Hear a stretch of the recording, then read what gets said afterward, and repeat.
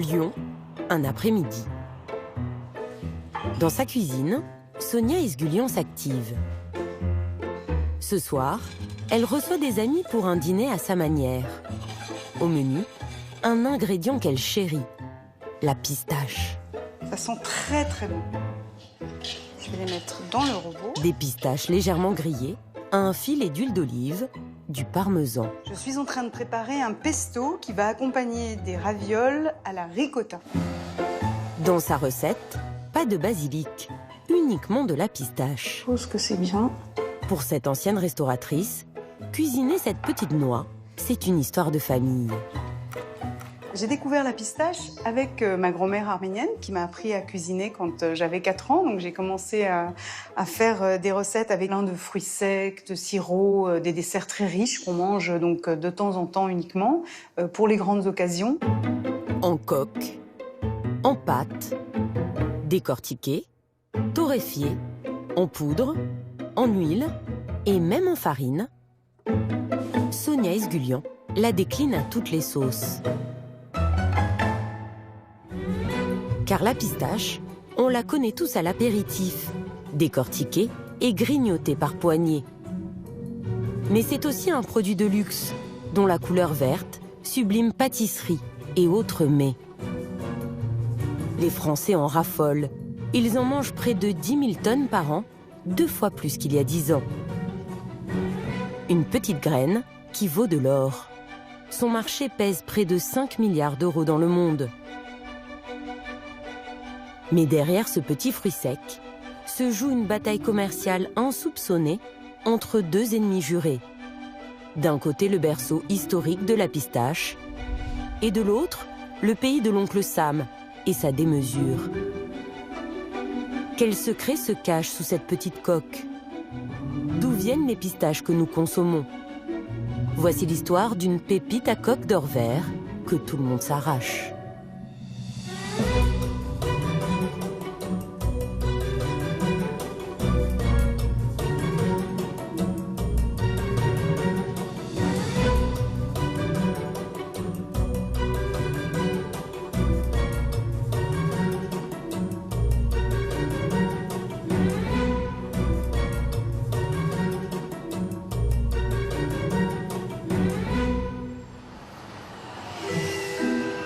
Paris, les beaux quartiers.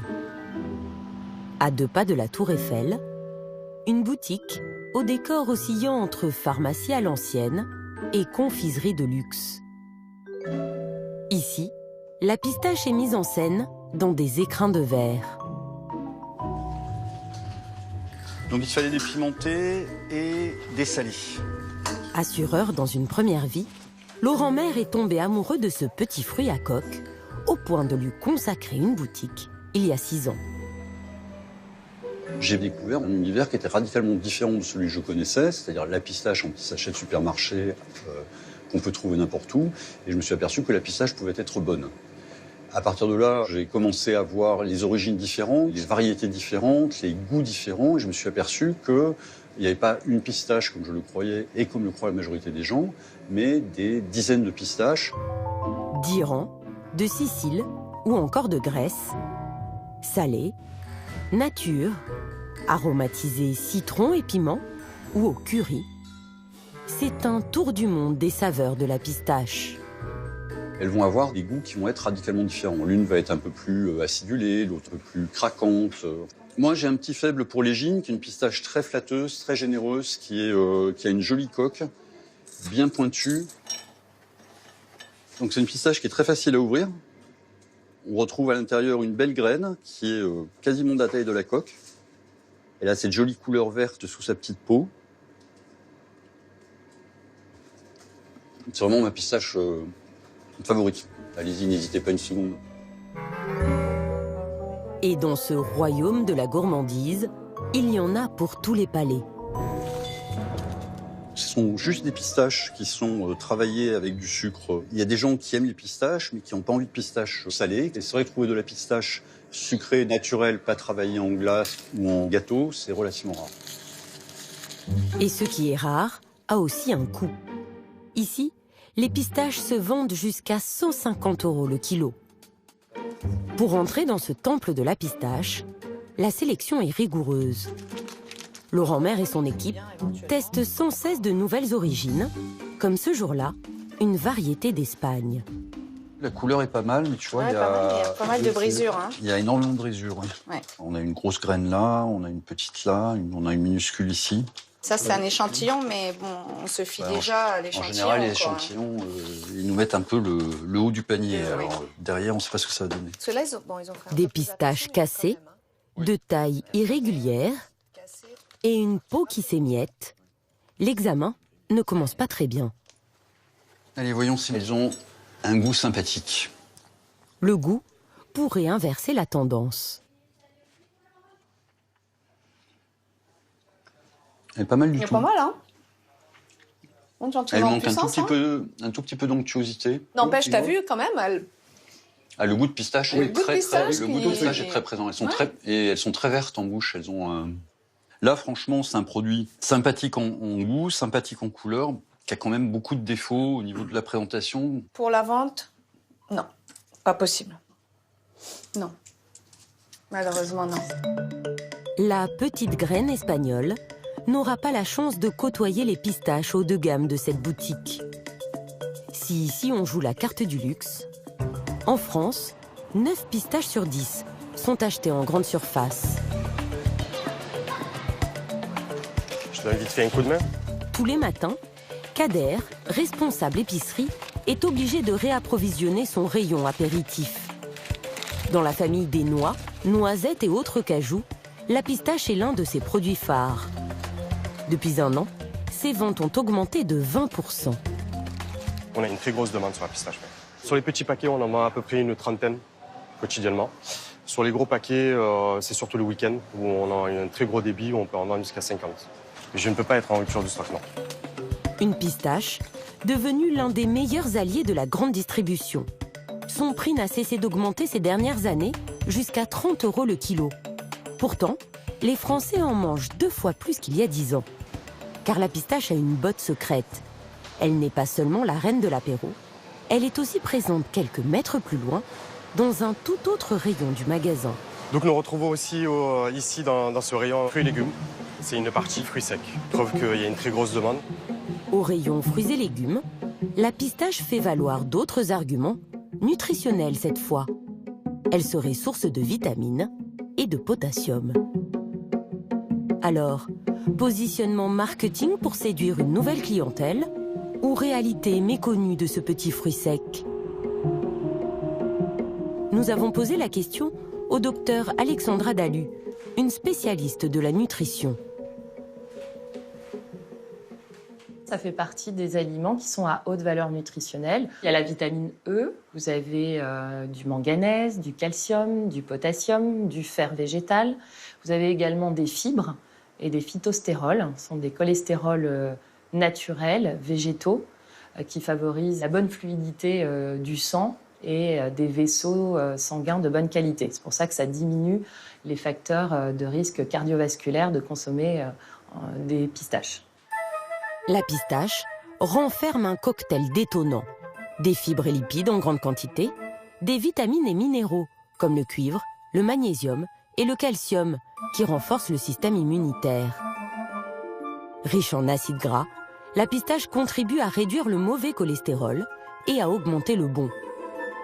Manger une portion de 50 pistaches procure autant de potassium qu'une demi-banane, de protéines qu'un œuf dur, plus de fibres que 125 grammes de brocoli et représente 165 calories, l'équivalent de 2 pommes. Car la pistache est la noix la plus pauvre en calories. Une pépite nutritionnelle avec toutefois une réserve. Il faut bien choisir sa pistache, il faut la choisir crue, non salée, non sucrée, puisque l'OMS rappelle qu'il faut moins de 5 grammes par jour de sel. En France, on est proche des 7-10 grammes. Et évidemment, si on consomme des pistaches en grande quantité et qui sont salées, ça va tout de suite augmenter votre apport sodique journalier. Et augmenter le nombre de calories. Les pistaches salées en contiennent 3 fois plus que les natures. Mais comment sont préparées les pistaches que nous consommons à l'apéritif? Direction Marseille. rares sont les industriels à dévoiler leurs recettes. Il faudrait descendre la palette là, des 20-22. Donc ça, on va les griller, c'est ça? Ouais. D'accord. Comment? On l'amène au four? On l'amène au four, c'est pour la... 22, là. Cette PME spécialisée dans les fruits secs est la seule à nous avoir laissé pénétrer dans son atelier. Ici, on travaille la pistache depuis près de 70 ans. Une longue tradition familiale pour les Najarians. Avant de vendre la pistache, il y a une étape incontournable, la torréfaction. On torréfie la pistache pour arriver à donner plus de goût à un produit, comme une cuisson d'une viande ou d'un légume. La pistache, c'est déjà cru, c'est un produit qui est déjà goûteux. Mais en le grillant et en le salant, on va exhauster le goût du produit. Dans un premier temps, les pistaches sont enrobées de sel et mouillées dans ce tube mélangeur. Une fois uniformisées, elles sont ensuite envoyées dans cet immense four pour y être grillées. Une cuisson lente, à sec, sans huile, à 130 degrés.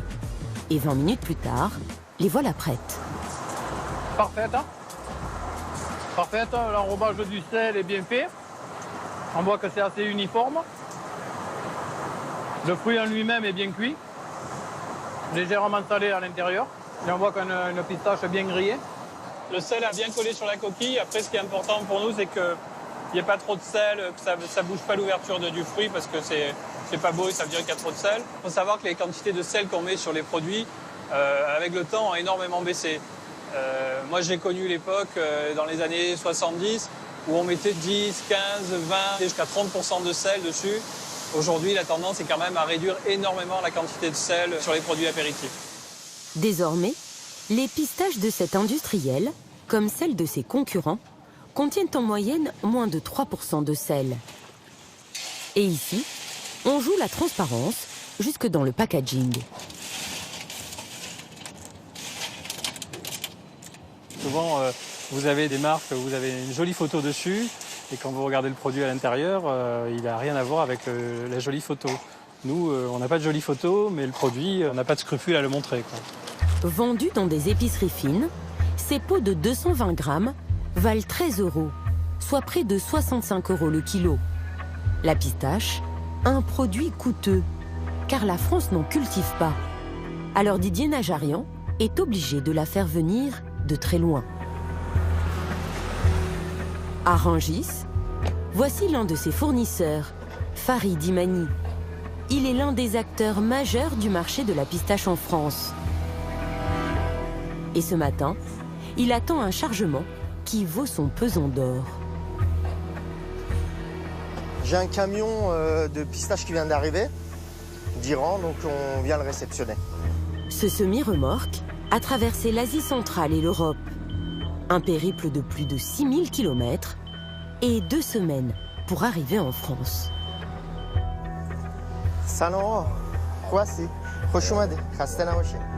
Pour Farid, ces arrivées sont un grand moment de stress. Il y a toujours une petite sensation donc d'excitation de voir la marchandise. Une marchandise tellement convoitée que pour la protéger, les portes ont même été scellées.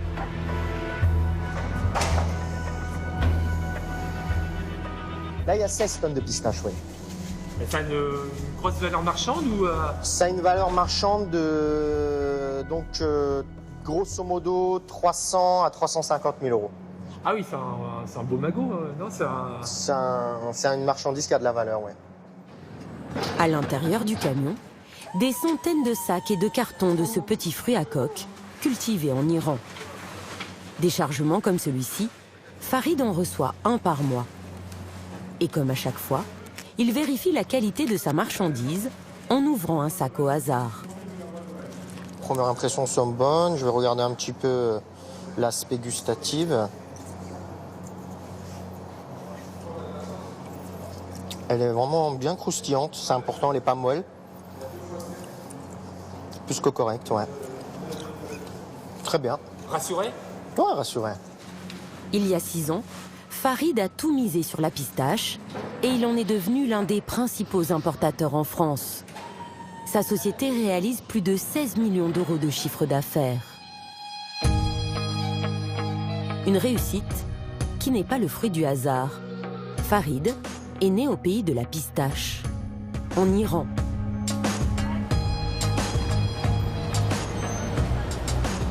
Un pays de 80 millions d'habitants. Une république islamique dont la richesse repose sur le pétrole, les tapis et la pistache.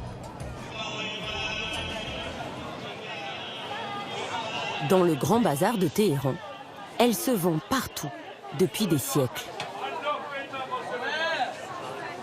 2 fois par an, Farid Imani se rend dans son pays d'origine pour y chercher de nouvelles variétés, parfois inconnues en France. C'est de la pistache fraîche. C'est une pistache où il y a encore la peau dessus. Donc elle est encore en forme de fruit. C'est pas encore un fruit sec. Et on trouve ça juste au moment de la récolte. C'est magnifique. C'est magnifique. C'est un goût différent de la pistache séchée. Elle est beaucoup plus moelleuse. C'est un fruit. On la retrouve pas en Europe parce que elle s'abîme très vite. C'est dommage parce que c'est un produit qui est quand même assez exceptionnel. Au pays des ayatollahs, la pistache est reine. Un fruit millénaire aux multiples variétés. Comme la Fandori, petite et ronde, 50% de la production nationale. La Kalérouchi, plus longue, historiquement la première. Les Ahmad-Ahai et les Akbari, plus allongées, plus charnues et plus goûteuses. Il n'y a pas un foyer en Iran qui ne va pas acheter de la pistache. C'est comme la baguette en France, quoi. C'est des odeurs, c'est des souvenirs, c'est des choses voilà, qui rappellent un petit peu l'enfance, quoi. Voilà, quelque chose dans lequel on a grandi, on en avait toujours dans un coin du salon pour les invités. Mais aujourd'hui, c'est le business, quoi. Farid est en quête d'une pistache bien particulière pour ses clients.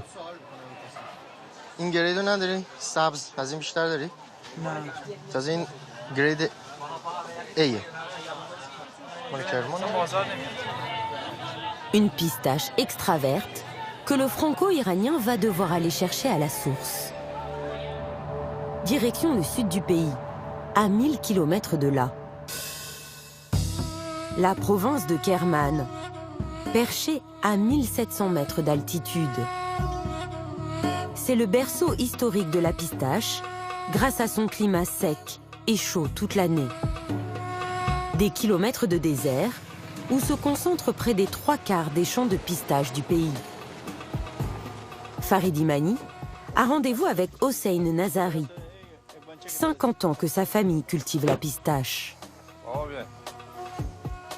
Salam. سلام آقا فرید حال شما چطوره خوبه شما خسته نباشی. En ce mois de septembre, c'est le début de la récolte. Si Farid vient à cette période, c'est qu'il a quelques inquiétudes. Tu vois, les arbres se portent bien cette année. Nous allons avoir une très bonne récolte. À cause de la sécheresse l'an dernier, les pistachiers ont beaucoup souffert et ils ont donné 25% de fruits en moins. Mais cette année, le producteur est confiant.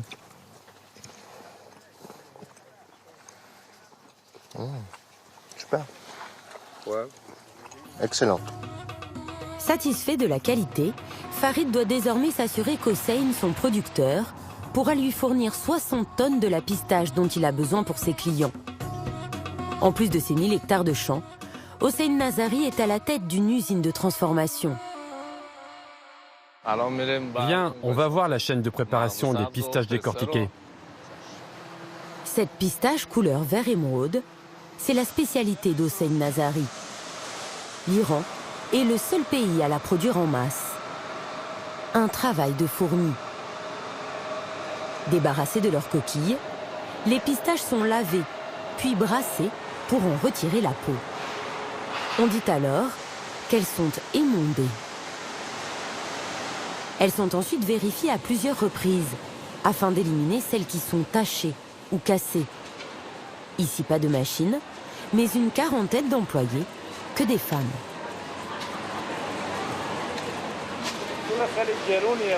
C'est très difficile, tu sais. Comme c'est un produit très sensible et très cher, on ne peut pas faire confiance à 100% à une machine. Alors, on est obligé de le faire par ces ouvrières. Après une formation et des années d'expérience, elles ont une très grande compétence pour classer les pistaches selon la couleur. Les yeux rivés sur la pistache et les doigts experts, ces femmes au regard perçant les classent ensuite par grade de couleur, du vert clair à un vert beaucoup plus foncé. Celle-ci, c'est la grade S, c'est vraiment le summum. Donc c'est les pistaches extra vertes, bien uniformes, voilà, sans aucun défaut. C'est la plus chère de toutes les grades. On tient à préciser que ce sont des pistaches de couleur naturelle. Hein. Il n'y a aucun process industriel pour les rendre vertes comme ça. C'est le côté naturel de ce produit. Et c'est cette pistache-là que vous recherchez? C'est ça que je recherche, oui. Cette pistache, Farid la destine à des chefs pâtissiers, des glaciers, des chocolatiers de renom et artisans charcutiers, désireux de sublimer leur création, visuellement et gustativement. C'est vraiment le goût de la pistache. Elle a un goût vraiment très affirmé. Il y a l'odeur. Elle est vraiment parfaite. Ce diamant vert est le plus cher d'Iran. Son prix peut grimper jusqu'à 130 € le kilo dans le commerce. Dans quelques semaines, 3 camions achemineront la commande de Farid jusqu'en France. En Iran, la pistache fait vivre 600 000 personnes, des petites mains aux producteurs. À l'image de Fariba Ermani, une riche héritière issue d'une dynastie de producteurs de pistaches.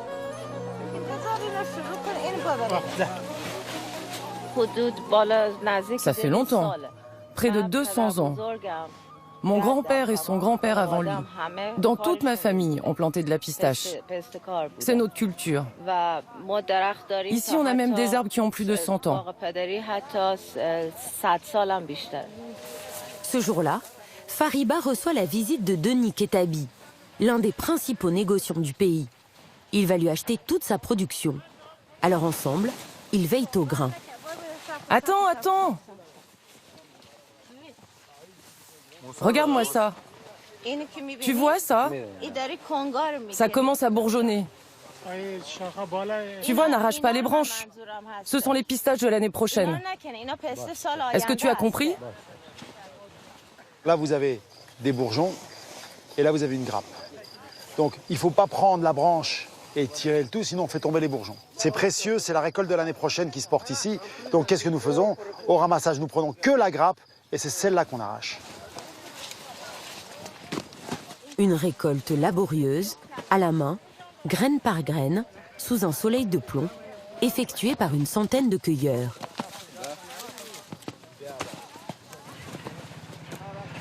Chaque année, tout l'enjeu est de déterminer le début exact de la récolte. Car cueillir la pistache, c'est avant tout une question de timing. Le premier élément, c'est la couleur. Quand ça rosit, c'est qu'on va vers la maturité. C'est pour ça qu'on attend. Mais on ne peut pas attendre trop longtemps non plus. Parce qu'à partir du moment où les pistaches commencent à sourire sur l'arbre, la graine est en contact avec l'environnement, avec les insectes. Et donc, pour éviter les attaques d'insectes, nous devons les ramasser le plus vite possible. Il faut 2 à 3 minutes pour ramasser tous les fruits d'un arbre. Cette exploitation en compte 172 000 à récolter en 3 semaines. Une course contre la montre. Ces pistaches qui sont ramassées maintenant, dans moins d'1 heure, elles seront sans leur brou dans leur séchoir. Donc elles ne restent pas comme ça au soleil, parce qu'à partir de maintenant, le processus de développement des moisissures, une fois qu'on les a tenues, démarre. Donc, et il faut 24 heures pour que les moisissures se développent et puissent sécréter des contaminants et autres. La grande crainte des producteurs de pistaches, c'est l'aflatoxine, un champignon microscopique transporté par l'air qui se développe dans certaines conditions de chaleur et d'humidité et peut se révéler cancérigène pour l'homme. Alors pour minimiser les risques, il faut vite transformer ce fruit frais en fruit sec. Cela commence dans cette unité de traitement, Fraîchement cueillie, la pistache va être épluchée par une machine, puis lavée et brassée. Démarre ensuite un séchage mécanique long, durant une journée entière. C'est parce qu'on prend 24 heures pour finir le séchage que la pistache iranienne conserve son goût. Si on devait sécher beaucoup plus rapidement, de manière plus rapide, plus violente, eh ben c'est là qu'on affecterait le goût. La pistache iranienne, une tradition ancestrale et un goût unique qui a permis au pays d'être le leader mondial incontesté du marché pendant des années, jusqu'à un événement historique qui va bouleverser la donne.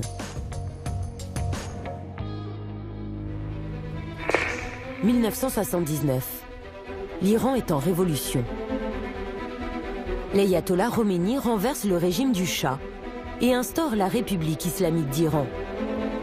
Il menace l'Amérique d'une guerre au nom de l'islam. Le président Reagan réplique en étouffant ce régime et décrète un embargo contre son pétrole, son gaz, mais aussi bien plus inattendu, contre ses pistaches. Des conséquences terribles pour l'Iran, qui perd son principal client et un marché de la pistache évalué à 1 milliard de dollars. Les Américains, privés du jour au lendemain de leur noix favorite, flairent alors le bon coup et décident de se lancer eux-mêmes dans la culture de la pistache. C'est le début de la ruée vers l'or vert dans l'Ouest américain. Et aujourd'hui, 90% des pistaches consommées en France proviennent de la vallée de San Joaquin. Un quasi-monopole et des champs à perte de vue.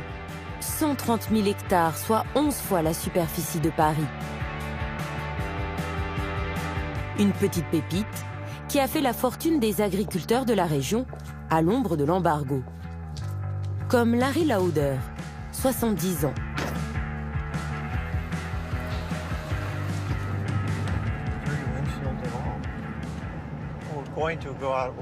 Nous allons vers mon exploitation. C'est là que se trouve la majeure partie de mes pistachiers. J'en possède plus de 700 hectares. Et la récolte vient de démarrer il y a quelques jours. Quand l'Amérique a interdit la vente des pistaches d'Iran, Larry a fait un pari fou. Investir pour répondre à la demande. C'est l'un des pionniers. Il y a encore 30 ans, aucune pistache n'était produite sur ces terres. C'était un énorme challenge parce que nous ne connaissions rien à la pistache. Elle ne ressemblait à rien de ce qu'on faisait pousser auparavant. Ce n'est pas du coton, du blé, de la luzerne, du raisin, des amandes qui poussent toutes seules. Là, ce sont des techniques de culture différentes. En Californie, une seule variété de pistache est cultivée. Et ironie de l'histoire, elle est originaire d'Iran. Appelée Kerman, elle a été introduite en catimini aux États-Unis par un botaniste après un voyage en Perse. Ça, c'est une bonne pistache. Je les adore comme ça, c'est mon petit déjeuner. C'est un encas de premier choix. C'est très différent de la pistache iranienne. C'est comme pour le vin, entre un cabernet et un chardonnay. Ce sont des variétés différentes. Je sais que vous voulez les comparer, mais cela n'a rien à voir. Pas le même fruit, ni exactement le même arbre.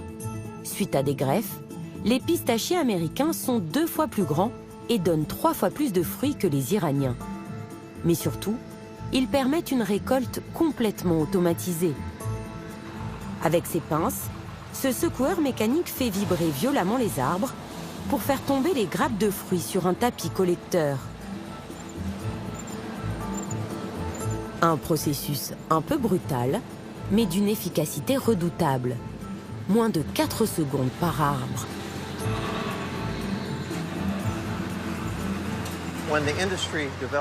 Quand l'industrie a développé les pistaches en Californie, il a été décidé dès le début que nous voulions utiliser des moyens mécaniques. Nous avons donc fait pousser ces arbres et former ces arbres avec ces gros troncs.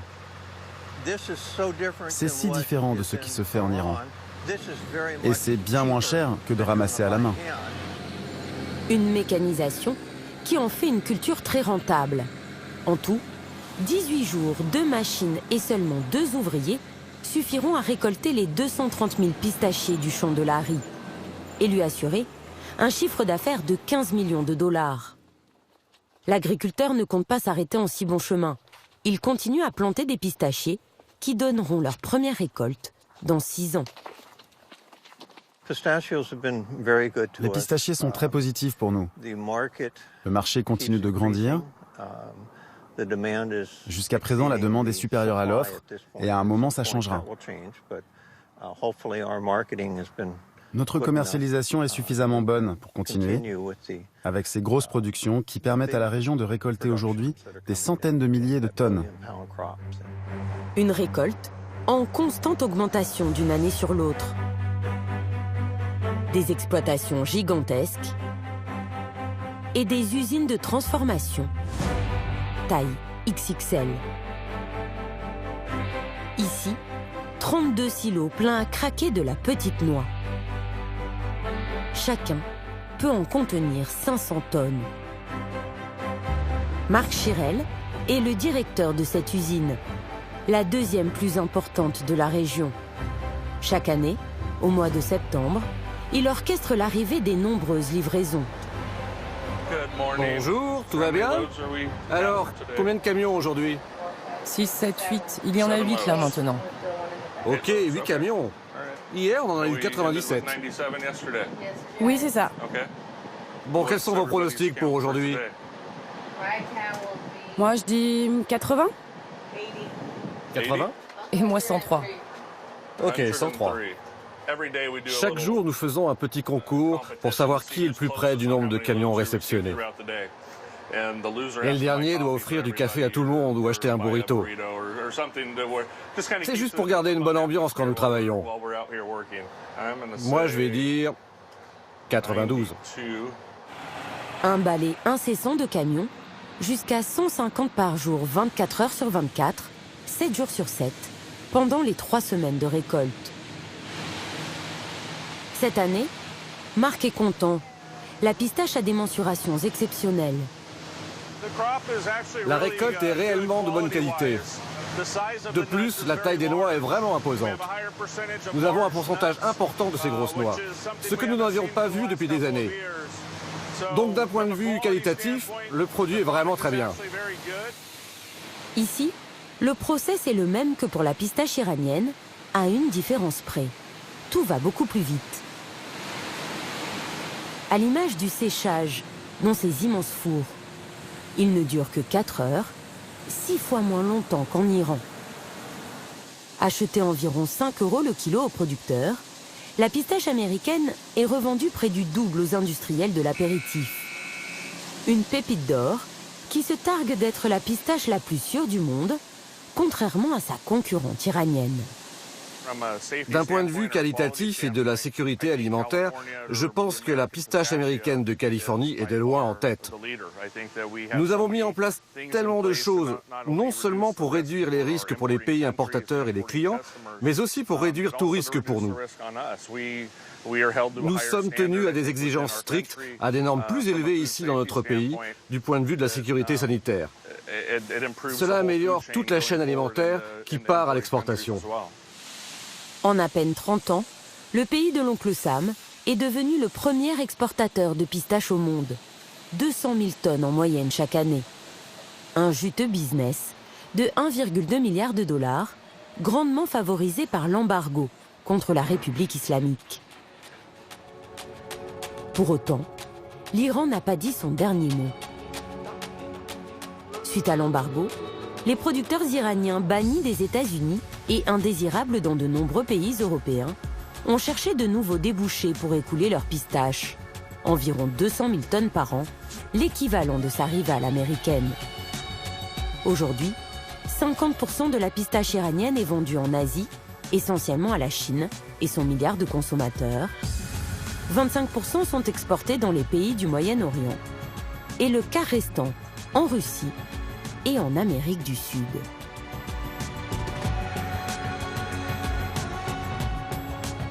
Mais depuis la levée des sanctions contre la République islamique en janvier 2016, les producteurs iraniens, à l'image de Denis Ketabi, ont décidé de retrousser leurs manches dans le bras de fer qui les oppose aux États-Unis. Denis Ketabi a investi 20 millions d'euros dans cette usine ultramoderne pour pouvoir se battre avec les mêmes armes que son rival. Attaqué sur la sécurité alimentaire de sa marchandise, il réplique avec ses machines laser et optiques dernier cri qui rejettent les pistaches potentiellement à risque.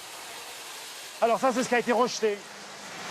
Des traces de moisissure, mais également certaines pistaches qui ont l'air bien, mais la machine a vu quelque chose. Qu'est-ce qu'elle a vu? Elle a vu probablement une moisissure invisible. Parce que la moisissure, ça ne se voit pas à l'œil nu. Sauf quand elle est très développée, comme ça, comme on l'a vu là.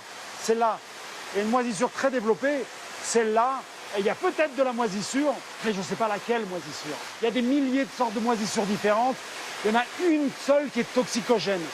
Quelle que soit la trace de moisissure, on ségrègue la pistache, on ne prend aucun risque en matière de contamination des aliments aux aflatoxines.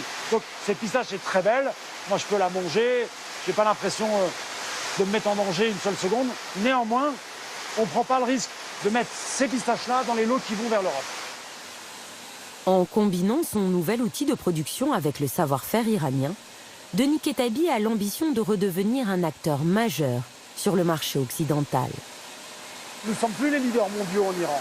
C'est les États-Unis qui montrent le cap et nous on suit en essayant de faire avec nos avantages concurrentiels. Donc on peut faire une pistache aussi sûre que les Américains, voire, selon moi, encore plus sûre que les Américains, parce qu'on la travaille lentement, avec plus de personnes, avec plus d'attention et au bonheur des consommateurs. Parce que le produit est quand même exceptionnel. Là, on est sur le produit fini. Elles sont magnifiques. Je suis très content. Dans la chasse à l'or vert, le retour de l'Iran menace désormais l'hégémonie des Américains qui ont trouvé une parade. Aujourd'hui, la pistache iranienne n'est pas interdite à l'importation aux États-Unis. Il y a juste un taux de droit de douane imposé de 300%, ce qui veut dire interdit quelque part. Des mesures protectionnistes qui assurent aux Américains une longueur d'avance sur le concurrent iranien. Et pour rester les premiers dans la course, les États-Unis ne lésinent pas sur les moyens, à coup de stratégie marketing et de sponsoring en tout genre. Comme lors de cette course dans les allées du Bois de Boulogne, où tous les participants ne sont pas repartis les mains vides. Et pistache. Vous en consommez? Pas vraiment. Mais bon, on va essayer. Ça peut faire courir plus vite. C'est toujours de la pistache américaine. American Quality, de Californie. Des opérations séduction financées à 9000 km de là, en Californie, par les producteurs américains de pistaches qui se sont regroupés en une puissante organisation. Un seul objectif, promouvoir leurs pistaches dans le monde entier. Une mission qui repose sur les épaules de Judy Irigoyen, directrice de la communication de ce lobby. Peut-être les gens qui nous regardent ont participé à une course, peut-être au Marathon de Paris, de Toulouse ou la course de Versailles. Et dans toutes ces courses, on met ce petit paquet avec votre dossard et d'autres aliments santé. La raison pour laquelle nous avons investi pour distribuer plus d'1 million de paquets, c'est parce que la pistache est un bel aliment au-dessus de tous les autres. C'est un encas délicieux. Chaque année, l'association met le paquet et dépense 10 millions de dollars en campagne de publicité, notamment dans la presse française. Avec un argument clé, la pistache, c'est bon pour la santé. Ce sont des magazines qui viennent d'arriver de France. Les éditeurs nous ont envoyé les publicités pour nous montrer la manière dont elles apparaissent, comme dans l'Équipe ou dans Elle. On vérifie la couleur, l'impression sur le papier, tout est parfait. Donc la France est un excellent marché pour nous, parce que là-bas, les gens font très attention à leur santé et à leur nutrition. Ils s'intéressent à tout ce qui est bon, évidemment. La pistache américaine remporte haut la main la médaille du marketing. Mais pour autant, l'essentiel est-il au rendez-vous? Qu'en est-il de son goût? À Paris, nous avons apporté aux experts de la petite graine le fameux paquet de pistaches américaines pour qu'ils les goûtent. Alors le titre est déjà prometteur. Donc c'est de la pistache de Californie. Ben, on va voir. Sûrement. On va voir ce qu'elle vaut. On sent qu'elle est pas. Elle est pas bien grosse. Alors déjà une pistache qui se planque comme ça dans un sachet opaque, c'est pas bien. Elle est pas trop vilaine.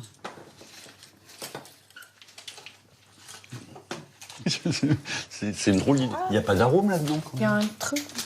C'est la vieille pistache. Ah ben, moi, j'ai même pas eu besoin. Elle a un goût de rien. J'ai même pas eu besoin. Hop. Enfin, si elle a un goût. Hop là. Elle a un goût, mais j'arrive pas à... Bah moi, je vais te dire. C'est pas un goût de pistache. Le seul goût que je trouve, c'est une espèce de goût indéfinissable, mais qui n'a rien à voir avec le goût d'une pistache. Le produit est pas joli visuellement. On parle d'or vert, de diamant vert, ça c'est... C'est pas ça. C'est ni or ni diamant.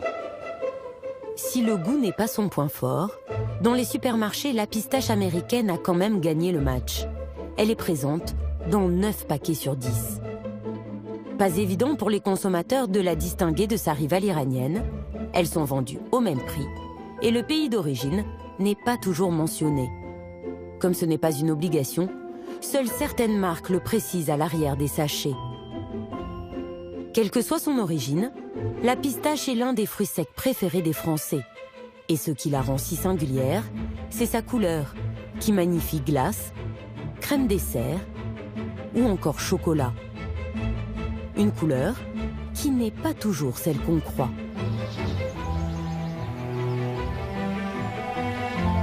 En Ardèche, Didier Michel est un spécialiste de l'harmonie entre les couleurs et les senteurs. Il est chromaticien. Pendant 35 ans, il a travaillé dans l'industrie agroalimentaire. Pour nous, il a accepté d'analyser les desserts et autres entremets pistaches.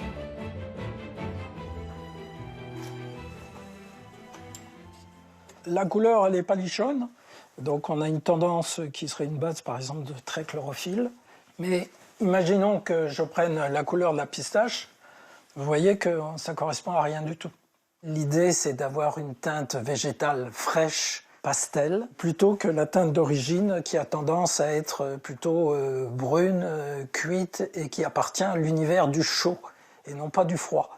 Or, comme là, on est sur des yaourts, on a besoin d'une couleur qui donne l'expression sensorielle fraîche. Donc tout ça, c'est la même logique. C'est l'idée sublimée de la pistache. Une couleur idéalisée quant au goût.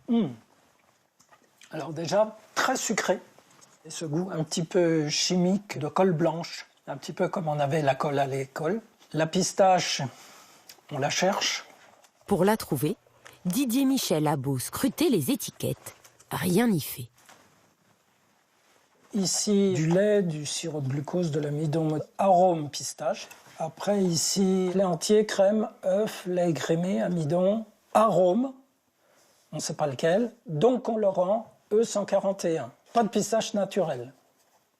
Il n'y a aucun produit où je vois de la pistache naturelle. Des produits à la pistache, sans pistache, comment s'y prennent les industriels? Didier Michel connaît la recette. Exemple avec un yaourt. Ça commence par la couleur. Voilà un yaourt un peu crémeux, lacté, voilà, de base. Je vais mettre du bleu et du jaune pour obtenir du vert. Alors ça, c'est des colorants alimentaires classiques pour la pâtisserie. Ça n'a aucune incidence, aucun goût, si ce n'est que c'est du colorant.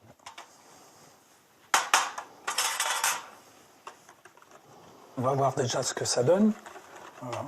Donc là, déjà, on a plus l'idée de la pistache. Alors ? Bah, de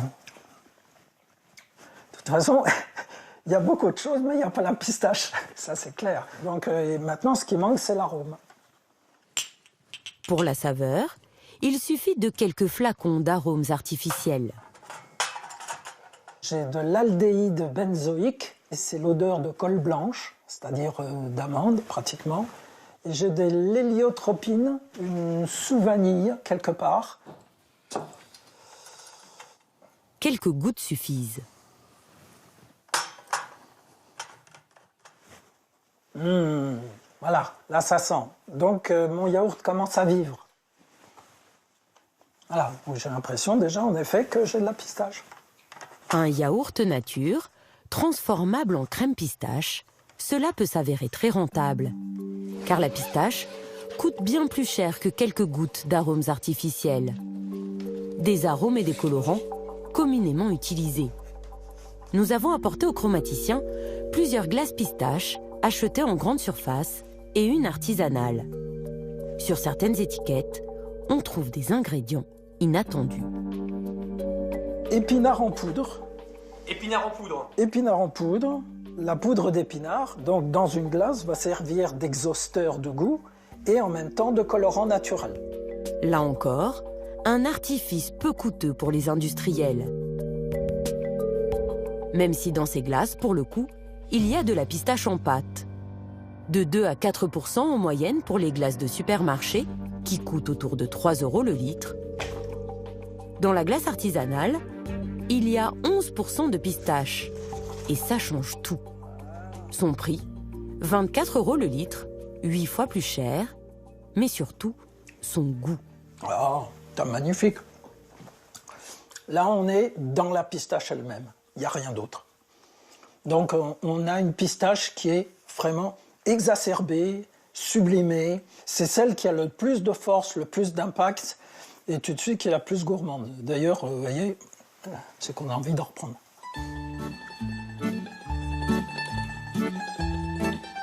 Cette glace à la pistache est l'un des best-sellers de cette chaîne de glaciers italiens.